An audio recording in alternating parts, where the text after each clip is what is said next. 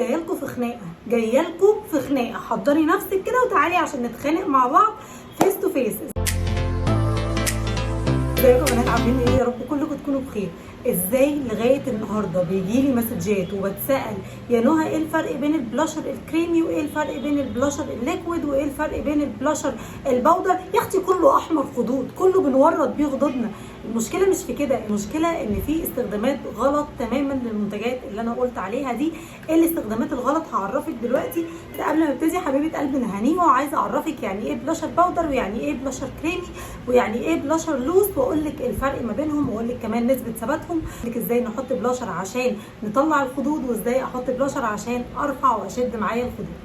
طيب حبيبه قلبي، اول بلاشر متعارف عليه من زمان قوي وهو البلاشر الباودر اللي بيجي شبه البودره يا بنات بس الوان، يعني درجات والوان بينك وخوخي وبيتشي واورنج وكل الالوان اللي انت ممكن تكوني متخيلاها موجوده دلوقتي في درجات البلاشر.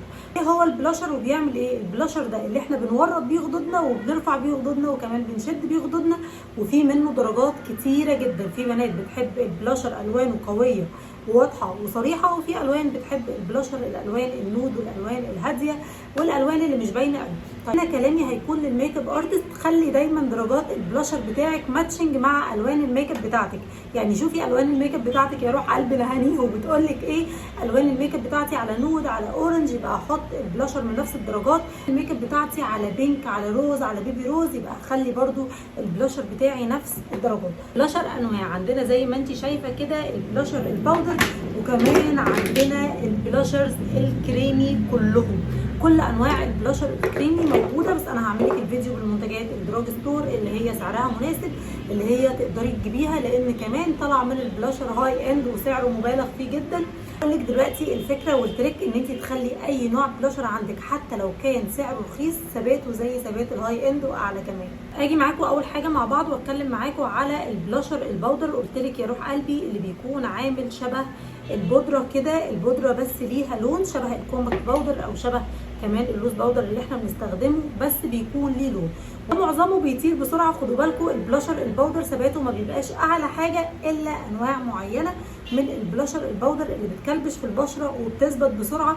هقول لك ازاي لو انت عندك بلاشر باودر ايا كان نوعه تقدري تخليه يثبت معاكي وقت طويل وكمان ما يطيرش بسرعه. دي انواع البلاشر الباودر زي ما حضرتك شايفه معايا كده، بيكون موجود منها كل الدرجات وكل الالوان، وحضرتك بتختاري اللون بتاعه ماتشنج مع لون الميك اب اللي انت عاملاه. بعد كده نوع بلاشر اسمه البلاشر الكريمي، وانا بامانه مش بعتمده خالص في شغلي، بقدره زي الارواج. يعني اي باليت روج كريمي عندك تقدري تاخدي منها درجه البلاشر اللي انت عايزاها وتقدري تستخدميها عادي جدا، هتديكي نفس النتيجه وهتديكي كمان نفس الافكت. ومعنى كلمه كريم يا بنات ان هو ملمسه كريم زي ما حضرتك شايفه كده بالظبط، بيكون ملمسه معايا كريم. بصي عارفه اكيد ملمس الكريم، فده بيكون ملمسه كريم زي ما انت شايفه كده. وانصحك في البلاشر الكريمي لو بتستخدمي اصلا بلاشر كريمي ما تاخديش منه كميه كبيره جدا، لان هو اقل نقطه معاه بتفرق مع حضرتك كتير جدا. فلو بتستخدمي بلاشر كريمي استخدمي بلاشر كريمي ما يكونش بينشف بسرعه، وفي نفس الوقت خدي منه كميه قليله جدا. طيب نيجي مع بعض بعد كده لانواع البلاشر الليكويد مش الكريمي. الكريمي انا وريتهولك وبنات كتير قوي بتتلخبط من البلاشر الليكويد والبلاشر الكريمي. البلاشر الليكويد يا بنات زي البلاشر اللي اتشهر جدا جدا جدا، انواع البلاشر بتاعه شي جلام بكل درجاتها وكل الوانها. البلاشر ده ليكويد، بيقول لك ان للاسف كل انواع البلاشرز الليكويد ثباتها مش احسن حاجه، يعني ما بيكونش ثابت جدا. طب يا نهى لما هو مش ثابت جدا جايبه منه كل الدرجات دي ليه؟ لان انا بقدر اخليه ازاي يكون ثابت، وهعلمك دلوقتي ازاي تخلي البلاشر الليكويد ثابت على البشره لاطول وقت، وكمان تخلي البلاشر الباودر ثابت على البشره لاطول وقت من غير ما يطير ولا يروح من على بشره الكلاينت بتاعتك. البلاشرات الليكويد بتاعه شي جلام حلوه جدا. بنات كتير قوي كانت بتشتكي يا نهى دي ملهاش ثبات، يا نهى ثباتها وحش. ما انت لو بتسمعي كلامنا هنيهم هتعرفي ان هي قالت لك ان هم فعلا ثباتهم مش احسن حاجه، بس حضرتك اللي تقدري تتحكمي في ثباتهم، خلي ثباتهم احسن حاجه. طريقة دلوقتي مع بعض هاخد البلاشر ده من عند شي جلام، هاخد الدرجه اللي هي اسمها لاف كيك وهبتدي احطها كده، هعمل لها بلاند كده لك ان انا بمجرد ما عملت بلاند للبلاشر هو البلاشر حرفيا راح. فهرجع تاني اقول لك انا بستخدمه ازاي. باخد البلاشر بتاعي بحط منه الكميه اللي انا محتاجاها، وبالفعل بعمل له بلاند خفيف جدا زي ما انت شايفه.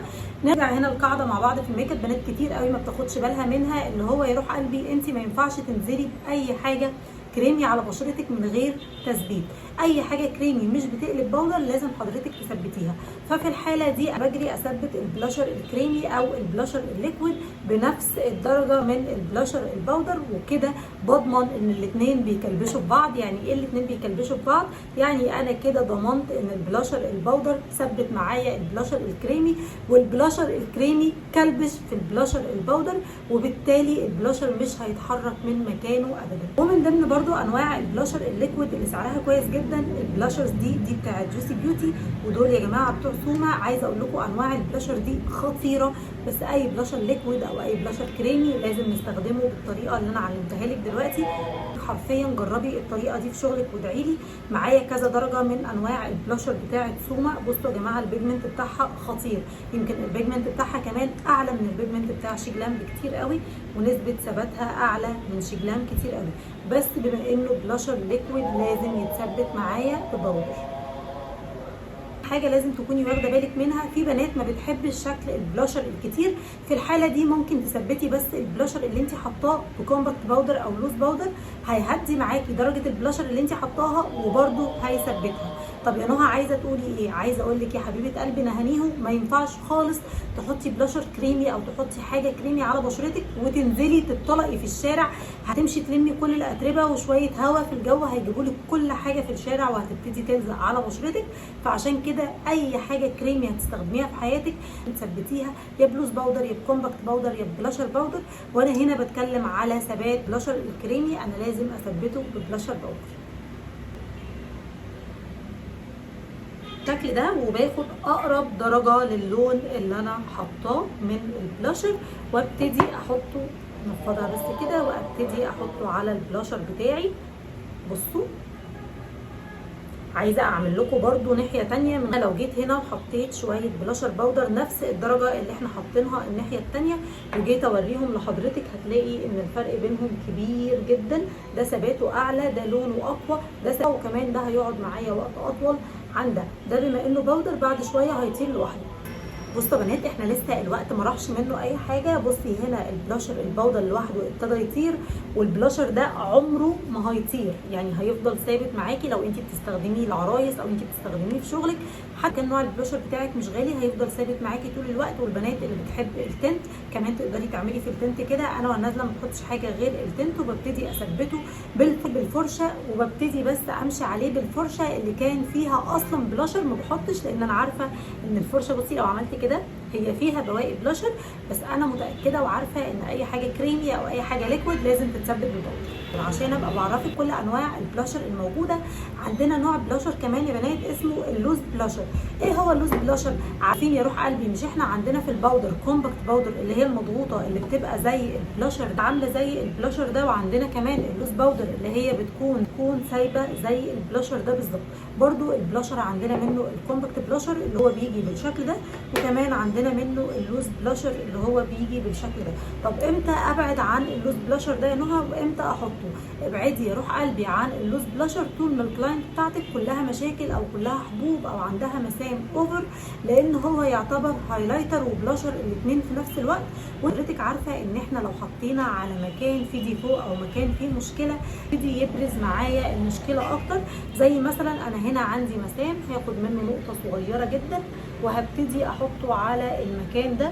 بصي هو بروز معايا المشكله ازاي، لاحظي كده لمعته بتبقى قويه جدا ولمعته بتبقى كتيره جدا، وفي نفس الوقت في عرايس كتير قوي بتحبها. بس حطي في المكان اللي ما يكونش فيه ديفو او ما يكونش فيه مشكله، لان هو بيبتدي يبرز المشكله ويبتدي يبرز معاكي المسام اكتر. تحطيه لو البشره معانا ما فيهاش مشكله او البشره معانا ما فيهاش ديفو، بالعكس بيكون حلو جدا وبيكون بلاشر وهايلايتر في نفس الوقت. عايزه اقول لك كمان ان اللوز بلاشر فيه منه درجات كتير جدا زي البلاشر، زي ما اعتمدنا من شويه ان البلاشر فيه منه درجات كتير جدا. ليكويد بلاشر فيه منه درجات كتير جدا، اللوز هايلايتر فيه منه درجات كتير جدا، واتكلمنا مع بعض في نقطه الدرجات ان الدرجه بختارها على حسب ماتشنج الالوان اللي انا عاملاها عشان الميك اب يكون لايق على بعضه. حضرتك ما تكونيش عامله ميك اب على نود وحاطالي بلاشر على فوشيا، او تكوني عامله ميك اب على بينك وحاطالي بلاشر على اورنج، تخلي الالوان بتاعتك متناسقه عشان يطلع الميك اب معاكي شكله حلو. اخر حاجه عايزه اوريها لك في البلاشر وهو الكومباكت بلاشر هايلايتر. يعني ايه كومباكت بلاشر هايلايتر؟ يعني الكومباكت بلاشر البلاشر المضغوط زي ما انت شايفه بس فيه نسبه هايلايتر نفسها. يعني لو عملنا كده انا بحط بلاشر وهايلايتر الاثنين مع بعض، شايفه الحاجه اللي بتديكي اللمعه دي في البلاشر، بيكون البلاشر بتاعك داخل فيه هايلايتر، بيكون حلو جدا وبيكون لطيف جدا للناس اللي ما عندهاش مشاكل. وبس كده اكون انا بقيت خريطه من هنا، وفي نفس الوقت فهمت بناتي وحبايب قلبي الفرق بين انواع البلاشر، وازاي اثبت البلاشر الباودر، وازاي اخلي البلاشر الكريمي والليكويد يثبت معايا اكتر. الخلاصه يعني ان انت مثلا لازم يكون عندك تجيبي بلاشر ليكويد وكمان هتجيبي عليه بلاشر باودر. وممكن تقولي نهى طب انا ممكن اجيب الباودر بس، هقولك ما عنديش اي مشكله، بس الباودر نسبه ثباته مش احسن حاجه لان بعد شويه بيبتدي يطير، فاللي بيثبته اكتر هو البلاشر الليكويد، والعكس برضو البلاشر الليكويد لوحده نسبه ثباته مش احسن حاجه، فاللي بيثبته اكتر معايا هو البلاشر الباودر. وبس كده اكون قلت لبناتي وحبايبي على كل التريكات بتاعه البلاشر عشان يقعد معانا وقت اطول. هستنى دعمك وهستنى حبك وهستنى دعوه حلوه جدا منك تحت في الكومنتات عشان بجد انا محتاجاها جدا. ولو عجبك الفيديو ما تنسيش تدعميني باللايك والشير والسبسكرايب، واشوفك على خير فيديو جديد ان شاء الله.